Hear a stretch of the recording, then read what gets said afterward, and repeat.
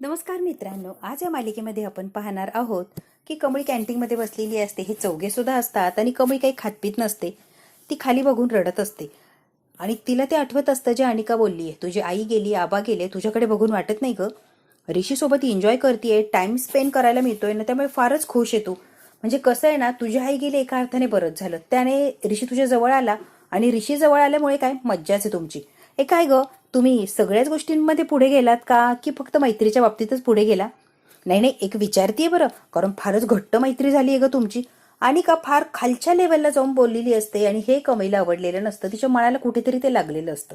सारखा ती विचार करत असते. निंगी म्हणते, कमळे विचार करू नको, ती माकडीन काहीही बडबडत असते आणि तिला डोकं आहे होय. तिला त्रास दिल्याशिवाय तिला काहीच वाटत नाही, तेवढाच उद्योग आहे तिचा. ते डोक्यात नाही घेतलं, पण ती आईबद्दल बोलली ना, जरा मनाला लागलं. सगळ्यांनाच वाईट वाटलेलं असतं. निंगी म्हणते, असू दे, जे झालं ते झालं, नको मनाला लावून घेऊ. ती उत्तर दिलं ना, सगळ्यात भारी केला. कॉलेज टाळ्या वाजवत होता, असंच तिची जिरवायची. कोणाबरोबर बोलन मला नाही वाटत. 2-3 दिवस बंड्या आणि निंगी आता हसत असतात. ऋषी नाश्ता करत असतो, तेच त्याच्या त्या आरटीओ मधल्या मित्राचा फोन आलेला असतो. ऋषी सर, साहेबांशी बोलणं झालं, ते करतोय म्हटले तुमचं काम, पण थोडं त्यांना काहीतरी द्यायला लागणार. ऋषी म्हणतो, सगळं मॅनेज करतो, फक्त तेवढं कामाचं बघा. काल भेटायला या, लगेच साहेबांच्या बरोबर ओळख करतो की. म्हणतो ठीक आहे, मी लगेच आलो. म्हणते ऋषीला, काय झालं ऋषी सर, काही कळालं का? लवकरात लवकर शोधतो असं तर म्हणालेत. ते आई तुळजाई कृपा कर आणि लवकरात लवकर सगळे प्रश्न मार्गी लाव. म्हणते, कमळे मला काय म्हणायचंय, जे सापडणार आहे ते सापडणारच आहे. आता ऍडमिशन झालंय म्हटल्यावर हॉस्टेलला तर जाऊच शकतोय ना, राहून अभ्यास होईल आणि जे शोधायचे ते शोधता पण येईल. सगळीच कामं सोपी होती. तुमची सगळी कामं झाली की महाजन आजोबांना भेटून या. आता बंड्या इतका घाबरलेला असतो, काय बोलून बसलो मी. शीट यार, काय बोललाय बंड्या. आजोबांना काय झालंय रे बंड्या? आता उठलेली असते. आजोबांना काय झालंय, आजोबांना काय झालंय बंड्या, सांगा आता, गप्प बसू नको. ऋषी म्हणतोय, कमळी मी सांगतो, टेन्शन घेऊ नको, मी तुला सगळं व्यवस्थित सांगतो. आजोबांचा ऍक्सिडेंट झालाय, भयान ऍक्सिडेंट झाला होता. आजोबा गेलेले परत आले. इतकी वाईट परिस्थिती होती आजोबांची, इतका भयान की कोणी विचार सुद्धा केला नसेल. हा घडलेला प्रकार ऋषीने कमळीला आणि निंगेला सांगितलेलं असतो. इतकं वाईट वाटतं, इतकं वाईट वाटतं, बापरे. मी म्हणते, मला सांगितलंच का नाही तुम्ही? एवढी मोठी घटना घडली आणि मला कसं सांगितलं नाही? इकडे आता राजनचे असतात, ते बाबांची काळजी वगैरे घेत असतात. बाबांना खाणं पिणं औषधं राजन स्वतः सगळं बघत असतात. आता बाबांची आरामाची वेळ झालेली असते आणि बाबा आराम करत असतात. राजन आता सगळं आवरून बाबांच्या जवळ बसलेला असतो आणि म्हणतो, बाबा आई कुठपर्यंत आली, कधी पोहोचणारे जरा विचारतोच तिला फोन लावून. बाबांच्या जवळ राजन बसतो आणि लगेच अन्नपूर्णा आजीला फोन लावतो. अन्नपूर्णा आजी म्हणतात, राजन बोल, काम कसं झालं, कामाचं काय आणि तू कधी येणार आहे ते सांग. काम झालंय सगळं व्यवस्थित, पोहोचतेय मी राजन, राईट टाइम आहे, मी लगेच येते बघ. ते म्हणतात, बरं आई. राजन सांग बरं, तब्येतीत काही सुधारणा वगैरे? आई फ्रेश दिसताय, ती सुधारणा होतीये बरं, हाताची बोटं हलवली आई. काय सांगतोस? हो, त्यांच्या बोटांची हालचाल झाली आणि चांगल्यापैकी हालचाल झाली. कॉल लाव बरं, जरा बघते, बोलते त्यांच्याशी मी, जरा बरं वाटेल. अन्नपूर्णा आजीला इतकं छान वाटतं की बाबांच्या हाताची बोटं हल्ली. व्हिडिओ कॉल कर, मला जरा बोलायचंय त्यांच्याशी. हो करतो व्हिडिओ कॉल, लगेच बघ त्यांना. आईला व्हिडिओ कॉल केलाय. अन्नपूर्णा आजी म्हणते, हॅलो, बरे आहात का तुम्ही? अन्नपूर्णा आजी म्हणतात, मी संध्याकाळीच पोहोचते घरी, तुम्ही बरे आहात का? स्वतःची काळजी घ्या, मी संध्याकाळपर्यंत येऊन जाईल. अन्नपूर्णा आजीला सांगतो व्हिडिओ कॉलवर, बाबा लवकरात लवकर बरे होणार आहे, तू अजिबात काळजी करू नको. तोंडा साखर पडो राजन. आनंद झालेला असतो राजन आणि अन्नपूर्णा आजीलाही छान वाटलेलं असतं. आता राजन फोन बंद करतो. आता चाललेला असतो अन्नपूर्णा आजीला आणण्यासाठी एअरपोर्टला. आता संध्याकाळी येणार असते, मग त्याला आत्ताच निघायला निघणार असतं, कारण ट्रॅफिक वगैरे तो वेळेत पोहोचणार नाही. त्याने आता जो स्टाफ असतो, स्टाफ मधला एक माणूस इथे ठेवलेला असतो की इथून हलायचं नाही, मी जोपर्यंत येत नाही तोपर्यंत बाबांच्या जवळून हलायचं नाही. तो म्हणतो, हो साहेब, मी नाही हलणार. गेलेलं असतो निघून आणि सदाला तिथेच थांबवलेलं असतं की बाबांच्या जवळ थांबायचं, इथून कुठेच जायचं नाही. ही आता इकडे म्हणते, कमळे मुद्दाम बोललो नाही, तू आधीच तुझ्या दुःखामध्ये होती आणि तुला अजून काय सांगायचं? त्याचं दुःख संपतंय, कुठं सरू काकीचं असं झालं, तुला काय सांगू, सांग बरं. सांगायला चान्सच नाही, म्हणून तुला काही सांगितलंच नाही आम्ही. म्हणते, आजी आणि राजन काका एवढं टेन्शन असून, एवढं भयानक कृत्य झालेलं असून सुद्धा मला भेटायला आले. खरंच कमाल येते लोकांची. आताच गेलं पाहिजे बाबांना भेटायला, आत्ताच्या आत्ता मला जायचं. ते मी पण येते, चल आपण दोघी पण जाऊ. म्हणते, ऋषी सर तुम्ही? ऋषी म्हणतो, माझं एक काम आहे, तुम्ही वा पुढे, मी नंतर येईल. झालं की मला फोन करा. कमळी म्हणते, ठीक आहे. आणि कमळी लगेच निघालेले असतात आजोबांना भेटण्यासाठी. म्हणतो, तर मगाशी माणूस फोन करतो, त्याचं काय झालं? त्या एजंटला पैसे द्यायला लागणार आहे, तरच तो आरटीओचं काम करणार. तिला कळलं असते, पैसे देऊ दिले असते का? म्हणजे म्हणतो, असं होय. आता अनिका अगदी पिसाळ्यासारखी करत असते. अनिका ऐकतच नसते कुणाचं काही. रागिनी कामे दोघीही तिला समजावत असतात, पण ती काय ऐकायला तयार नसते. पाच समजून सांगायचं नाही, या दोघींनाही सांगते मी, शांत हो, शांत हो, हायपर व्हायचं नसतं, रिलॅक्स रिलॅक्स रिलॅक्स. काय लावलंय अनिका, शांत बस की बाळा. म्हणते, 1 मिनिट बाळा, 1 मिनिट थांब, आधी प्रॉमिस कर, त्या दोघांना सेपरेट करशील तेव्हाच काय शांत बसशील. खरं तरी त्यांना सेपरेट करणार म्हणजे करणार, प्रॉमिस कर. हो बाई हो, केलंय ना प्रॉमिस, काय सारखं सारखं तेच तेच ग. आणि कमळी कितीही एकत्र येऊ दे, त्यांना वेगळं करणं कुणाचं काम आहे? कुणाचं काम आहे? अर्थातच माझंच काम आहे ना अनिका, मी ते करणार म्हणजे करणार. तू अजिबात टेन्शन घेऊ नको. त्या दोघांना वेगळं करणार म्हणजे करणार हा शब्द आहे कामिनीचा. तू रिलॅक्स, एकदम रिलॅक्स राहायचं. पार्टी आहे ना राजा, पार्टी एन्जॉय झाली पाहिजे की नाही? एन्जॉय करण्यासाठीच पार्टी असते ना. पार्टीमध्ये असं सॅड तोंड घेऊन जाणार आहेस का? अजिबात तुला काही कळत नाही. त्यासाठी तुझ्या मैत्रिणीसाठी पार्टी ठेवली आहे ना राजा, मग असं काय बोलतीयस तू? शॉपचा विषय काढून डोकं बोर करू नकोस आणि मूड अप करू नकोस. फ्रेश मूड करायचा आणि पार्टी एन्जॉय करायची, कळतंय का तुला? रागिनी जबरदस्तीने ओढत ओढत पार्टीसाठी अनिकाला खाली घेऊन गेलेली असते. कामिनी म्हणते वा एकदाची गेली बाबा. अनिकाने इतका मूड फ्रेश केलेला असतो, इतका मूड फ्रेश केलेला असतो जबरदस्त. घर म्हणजे अगदी पब बनवून टाकलेलं असतं त्याने. गाणे, मोठा मोठा आवाज, लाइटिंग, बापरे इतका मोठा आवाज असतो त्या गाण्यांचा, अनलिमिटेड. मस्तपैकी तयार झालेली असते, डान्स वगैरे, तिच्या त्या मैत्रिणी, खाणं पिणं एन्जॉय. त्यासोबत रागिनी सुद्धा नाचत असते. आता सदा आलेला असतो, ओ मॅडम ओ मॅडम ओ मॅडम. या नाचण्यामध्ये इतक्या मग्न झालेले असतात की सदा ओरडून ओरडून अगदी घसा कोरडा पडलेला असतो, पण यांच्यावर काही परिणाम झालेला नसतो आणि यांनी काय यांच्याकडे लक्ष दिलेलं नसतं की का ओरडतोय हा. वाचतो आणि का म्हणते चल चल चल निघ इथून निघ इथून. तो म्हणतो आवाज कमी ठेवा, आवाज कमी ठेवा, आवाज कमी ठेवा, आजोबांना त्रास होतोय. आणि का म्हणते मला शिकवू नकोस, निघ इथून इथून निघ. का तळतळून सांगत असतो मॅडम माझं ऐका, मॅडम माझं ऐका. आणि का ऐकायला तयारच नसते. ऑर्डर देत नाहीये, विनंती करतो, रिक्वेस्ट करतो, गाण्याचा आवाज कमी करा, आजोबांना त्रास होतोय. शहाणपणा करू नकोस, मार खाशील तू. कशाला शहाणपणा करतोस रे? अनिकाच्या हातापाया पडत असतो, मॅडम प्लीज प्लीज आवाज कमी करा, आवाज कमी करा. तू माझा मूड आहे ना स्पॉइल करतोय. तुला जा जा म्हटलेलं कळत नाही का? तो म्हणतो मॅडम हात जोडतो, पाया पडतो, ऐका ना तुम्ही ऐका ना मॅडम प्लीज आवाज कमी करा ना. आणि का म्हणते नाही नाही तू असं तसं ऐकणार नाहीच आहे, तू फटके खाल्ल्याशिवाय काय जागेवर येणार नाही. आणि का जाते आणि मोठी काठी आणते आणि जे बदलायला लागते त्याला. रागिनी म्हणते अगं का मारतेस, मारू नको ना बाळा. म्हणतात आणि काय करतेस, का मारतेस त्याला? आणि कधी इतकं मारलेलं असतं त्याला. बघायचं आहे ना, बघ की आता डान्स. आणि रागिनी निर्लज्ज सारखी हसत असते. अनिकाला दापायचं सोडून, मारू नको म्हणायचं सोडून हसत असते. वा अनिका बेबी काय करते म्हणून हिला कमाल वाटत असते. इतकं मारत असते तो मॅडम मॅडम करत असतो. अनिकाने त्याला इतका मारलेला असतो, तो रिक्वेस्ट करत असतो, पाया पडत असतो की आवाज कमी करा प्लीज, आजोबांना त्रास होतोय. आणि काल त्याची काही देणं घेणं नसतं. मला म्हणायलाच कसा आला तू आवाज कमी करा. इतकं त्याला काठीने मारते की बस. आणि रागिनी अनिकाला म्हणायचं ना की मारू नको, त्याची काय चूक आहे, तर एन्जॉय करत असते. माझी बेबी मारतीये, स्ट्रॉंग झालीये, वा.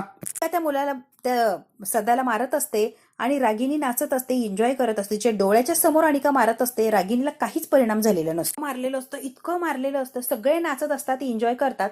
आवाज तर कमी केलेला नसतो, पण या बिचाऱ्याला खूप मारलेलं असतं. लोळून अक्षरशः त्याला मारलेलं असतो. आणि अनिका हसत असते की याला मारलंय आणि हा कसा नागिन डान्स करतोय. परत त्याला मारायला लागलेली असते. कमळीने तो हात असतो अनिकाचा, म्हणजे ती काठी असते ना ती वरच्यावर पकडलेली असते.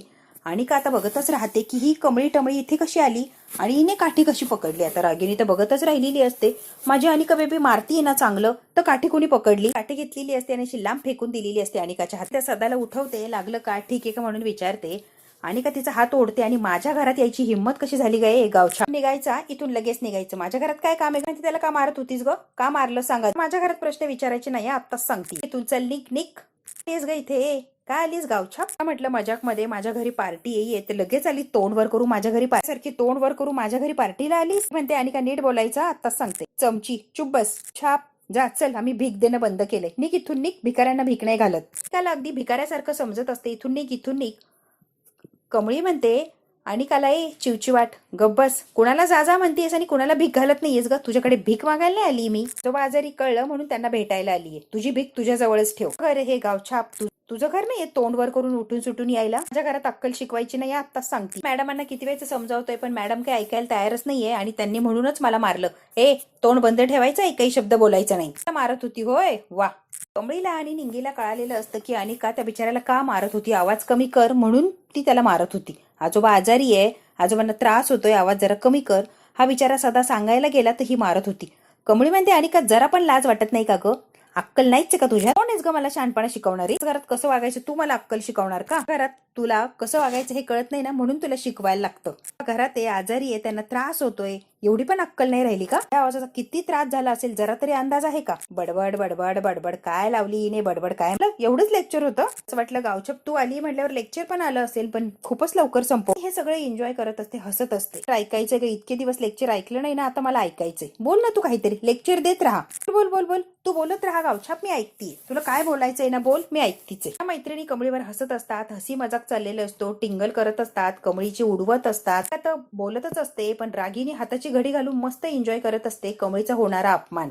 छाप लायकीत राहायचा, लायकी विसरायची नाही. हे म्हणते कोणाची काय लायकी आहे ना वागण्यावरूनच कळतं, बरोबर आहे की नाही अनिका? त्यामुळे तू लायकी शिकवायला जाऊच नको ग. आता पाण्याचा ग्लास घेते आणि कमळीच्या तोंडावर टाकायला लागलेली असते. अन्नपूर्णा आजी अनिकाचा तसाच हात पकडतात. गाणं चालवलाय ग, जराही अक्कल नाही का तुला? हे काय पार्टी फिरटी काय लावलंय? घरात आजोबा आजारी आहे माहित नाही तुला, आणि हे काय चाललंय ग?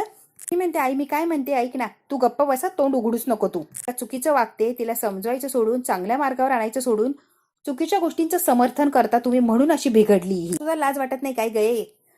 कमळी म्हणते आजी आजी जरा शांत व्हा, शांत व्हा. आजोबांना भेटायला आली, विषय नका वाढू. अन्नपूर्णा आजी म्हणतात चल भेटूया आपण. अन्नपूर्णा आजी कमळीला घेऊन गेलेले असतात. राजन सुद्धा मागे जातो. अनिकाचा तमाशा बघून सगळेच थक्क झालेले असतात. पार्टी संपली, चला चला निघा आपापल्या घरी म्हटल्यामुळे सगळं मित्रमैत्रीण असतात ते खाण्यापिण्याचे डिश काय ग्लास असतील ते खाली ठेवतात आणि खाता खाता जे ज्यूस वगैरे पिता पितात ते तसेच चाललेले असतात. राजन म्हटला पार्टी संपली, खाली करा. लगेच सगळे निघून गेलेले असतात. अनिकाला इतका राग आलेला असतो, तिचा संताप झालेला असतो. या गावछापमुळे माझी पार्टी झालीच नाही.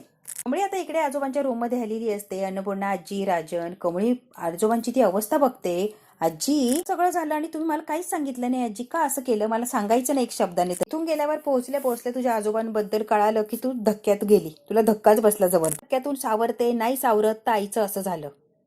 आईचं असं झालं तर डोंगरच कोसळला. मग तुला कुठे अजून आजोबांचं सांगून अजून तुला धक्का द्यायचा होता? म्हणून म्हटलं नकोच सांगायला तिला सध्या तरी. गोष्टी सांगून अजून कुठे तुला त्रास देऊ बाळा? अजून तुला आधीच तुझं इतकं टेन्शन आहे आणि यात माझं टेन्शन देऊन कुठे भर करू?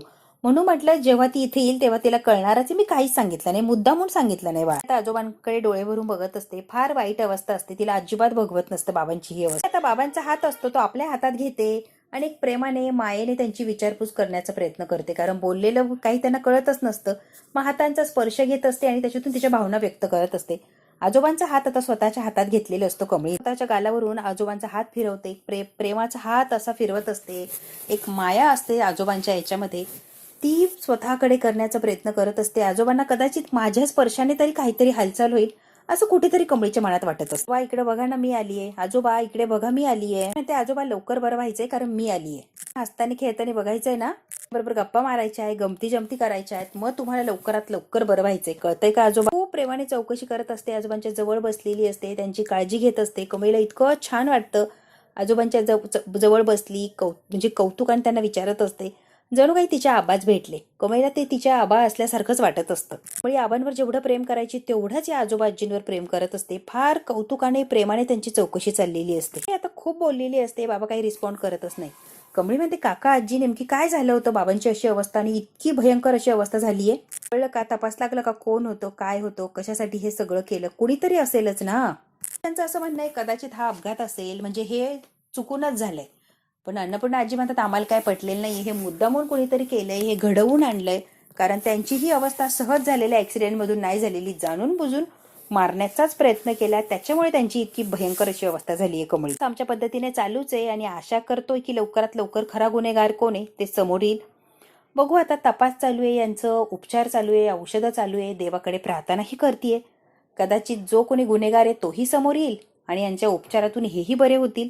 एवढंच आपल्या हातात आहे कमळी, दुसरं काय करू शकतोय सांग बरं तू? हे एका मिनिटातही बरे होऊ शकतात, काही महिन्यातही बरे होऊ शकतात, काही वर्षानंतर बरे होऊ शकतात. नो गॅरंटी दिली आहे डॉक्टरांनी. ते कधी बरे होतील याची गॅरंटी नाहीये. ते वर्षांची वाटच बघायची नाही, आपण होप्स हारायचे नाही. असं म्हणायचं की लवकरात लवकरच आजोबा बरे होणार आहे आणि लवकरच ते शुद्धीवर येणार. सुद्धा डोळ्यात पाणी आलेलं असतं की काय अवस्था झाली बिचाऱ्या आजोबांची. देवावर पूर्ण विश्वास आहे, देव आपल्याला निराश करत नसतो. आजोबा लवकरात लवकर बरे होणार म्हणजे होणारच. राजन काका, अन्नपूर्णा आजी अजिबात काळजी करू नका, आता मी आली ना, आजोबा कसे बरे होतात ना तुम्ही बघाच. आता अंगणात मज्जा करायची आणि आजोबा आपल्या सोबत असणार आहे, त्यामुळे आजोबांना मज्जा करण्यासाठी आपल्याबरोबर खेळायला धिंगाणा घालायला तरी बरं व्हायचंय ना पहिल्यासारखं. कमळी आता हे बोलत असते हातात हात घेऊन. तेवढ्यातच आजोबांनी कमळीचा हात असा पक्का पकडलेला असतो. कमळीला रिअलाइज होतं यांनी इतक्या वेळ असा हात सरळ धरला होता, माझी हात असा पक्का दाबण्याचा प्रयत्न करताय. बाबांची सुधारणा व्हायला लागलेली असते, त्यांच्या हातात आता जीव यायला लागलेलं असते. आजोबांनी त्यांची बोटं हलवली, माझा हात घट्ट पकडलाय, बघा की इतक्या वेळ स्थिर होते आणि अचानक माझा हात घट्ट पकडलाय. अन्नपूर्णा आजी, राजन, निंगी, कमळी यांना इतका आनंद झालाय की बाबांमध्ये सुधारणा व्हायला लागली आहे. हातांची बोटं पकडली आहे म्हणजे हळूहळू हालचाल करतील ते आणि बाबांमध्ये लवकरात लवकर सुधारणा होणार याची त्यांना खात्री पटलेली असते. आता आनंदाने डोळ्यातून पाणी आलेलं असतं. तुम्ही आत्ता माझी बोटं पकडली आहेत, तुम्ही बोटांची हालचाल केली आजोबा, खूप खूप छान वाटतंय आजोबा. ऐकताय ना आजोबा आमचं? आजोबा बोला की, काहीतरी बोलतोय आजोबा, काहीतरी सांगण्याचा प्रयत्न चालला. आजी म्हणतात अहो आम्ही काहीतरी बोलतोय, तुम्ही आत्ता बोटं हलवली, कमळीचा हात पकडला, अहो ऐका की, म्हटलं तुम्ही बोटं हलवली, तुमच्यामध्ये आता सुधारणा होतीये, लवकरात लवकर तुम्ही शुद्धीवर येणार आहे. बोलतोय ते कळतंय ना तुम्हाला? पाहिलं का, कमळी आली तुम्हाला भेटायला. मी काय म्हणते, तुम्ही लक्ष तरी द्या, कमळी आली, कमळी म्हणते. आजोबा मला माहितीये तुम्ही किती जिद्दी आहे, तुम्ही लवकरात लवकर उठणार म्हणजे उठणार आणि माझ्या बरोबर खेळणार. ज्यांना खूप आनंद झालेला असतो, निंगेला सुद्धा आनंद होतो की कमळीच्या आल्यामुळे आणि बाबांच्या मध्ये आता सुधारणा व्हायला लागली आणि ही चांगलीच गोष्ट असते. आता ही पिसाळलेली असते अनिका, जरा काही कमी पडलं की लगेच पिसाळलेली असते आणि इतकी पिसाळते की ती आटोक्याच्या बाहेर जाते. रागिनी कामिनीला ती आवरतच नसते, बेडवर बसलेली असते, म्हणजे बेडवर उभी असते आणि बेडवर नाचत असते. सगळं काही झालं ना तमाशा फक्त आणि फक्त त्या गावछापमुळे. ती गावछाप आली नसती तर हा तमाशा झाला नसता, माझी पार्टी उधळली नसती. ती गावछाप आली आणि माझी पार्टी उधळून लावली. इतका तमाशा करत असते अनिका, इतका तमाशा करत असते. कामिनी आणि रागिनी तिला समजावून सांगून शांत करण्यापेक्षा तिची करती त्याला प्रोत्साहन देत असतात. पण आजी म्हणतात, कामिनी म्हणत असते अनिका जरा ऐकतीस का, राग कोणाचा करायचा, ज्या कमळीच्या पाठीशी लोक आहेत ना त्या लोकांचा राग करायचा. बोल नाही. आणि लगेच ती कामिनीवर धावून आलेली असते. एवढी हिंमत कशी होती हिंमत, तिच्या पाठीशी कोण आहे म्हणून तिची हिंमत होती, खंबीर पाठिंबा आहे ना तिला म्हणून तिची हिंमत पूर्ण आहे. राजन आहे की हे सगळे दिग्गज जे लोक आहेत ना ते तिच्या पाठीशी आहे, त्यामुळे तिची हिंमत होती की हे सगळं करायला. या सगळ्या लोकांचा कट्टा केला की ती ऑटोमॅटिक गार पडणार. तिला तिच्यापासून वेगळं करायचं म्हणजे कामच होऊन जाणार. आणि का कामिनी म्हणते लवकरात लवकर रिशला आणि तिला वेगळं करून टाक. रिशला आणि तिला वेगळं केलं म्हणजे झालं नाही ना ग, असं काय करतेस तू? सारखं कोण कोण तिच्या पाठीशी आहे, त्या सगळ्यांनाच बाजूला करायला लागणार ना. राजन, अन्नपूर्णा आजी, तो म्हातारडा, हे सगळे लोक तिच्यापासून बाजूला झाले पाहिजे. आधार नसला ना की गुपचूप बसेल की, वेगळंच डोकं लावलेलं असतं आणि वेगळ्याच तमाशा ती मांडणार असते. आता ऋषीला, अन्नपूर्णा आजीला, राजनला त्रास द्यायचा असतो काहीही कारण नसताना, आणि ते अनिकाने ऐकलेलं असतं की आपण असंच करूया. म्हणते मला सांगा या घराची सत्ता कुणाच्या हातात आहे? रागिनी म्हणते थेरडी, या घराचा कारभार सगळा तिच्या हातात आहे, बरोबर ना, म्हणजे ऑथॉरिटीज तिच्याकडे आहे. कार ती ऑथॉरिटी जर काढून घेतली तर म्हातारीकडे पैसा राहणार नाही, मग म्हातारी एवढी जे करते ना मास तो माझच करू शकणार नाही. करायचं कसं? कामिनी म्हणते आयडिया आहे की माझ्याकडे. आजी कमळी इकडे अंगणात गप्पा मारत बसलेले असतात, खूप वेळ झाला ते गप्पाच मारत असतात. पूर्ण आजी म्हणतात माझी मोठी नात जर असती ना अगदी तुझ्यासारखी असती कमळी, कधी कधी असं वाटतं की तूच माझी मोठी नात आहे. सुदार, कष्टाळू, स्वाभिमानी, मनाने खूप श्रीमंत अशी माझी मोठी नात असती अगदी तुझ्यासारखी. आणि मला खरंच खूप असं वाटतं की तूच माझी मोठी नात असती तर सगळं भरून पावले असते. त्याचं नातं नाहीये, पण जे नातं आहे ना आपलं खरंच वेगळं आहे. कमळी काय ओढ आहे, काय प्रेम आहे आपल्याला एकमेकींबद्दल. आजी म्हणतात राहून राहून त्या दिवशीचं वाईट वाटतं ग, मला काय झालं होतं आणि काय नाही, डोकं ठिकाण्यावर नव्हतं, तुला धक्के मारून त्या दिवशी बाहेर काढलं, ऋषीचा आणि तुझा साखरपुडा मोडला, इतकं वाईट वाटतं आणि इतकं गिल्टी फील होतं ना कमळी, काय करू आणि काय नाही, स्वतःचीच लाज वाटते मला. जीव लावला आम्हाला आणि मी काय वागले, धक्के मारून बाहेर काढलं तुला. ते जे घडतंय ते चांगल्यासाठीच घडतं, अजिबात वाईट वाटून घेऊ नका. आजी ते घडलं नसतं तर आज आपलं नातं एवढं घट्ट असतं का? त्यामुळे जे झालंय ते झालंय, विसरून जा. आजीच्या डोळ्यात पाणी आलेलं असतं, त्यांना फार कमळीविषयी प्रेम वाटत असतं. मित्रांनो, हा भाग तर इथेच संपलाय. पुढच्या भागात काय होणार हे बघायचं असेल तर बघायला लागणार उद्याचा भाग. व्हिडिओ आवडल्यास लाईक, शेअर, सबस्क्राईब नक्की करा. धन्यवाद मित्रांनो.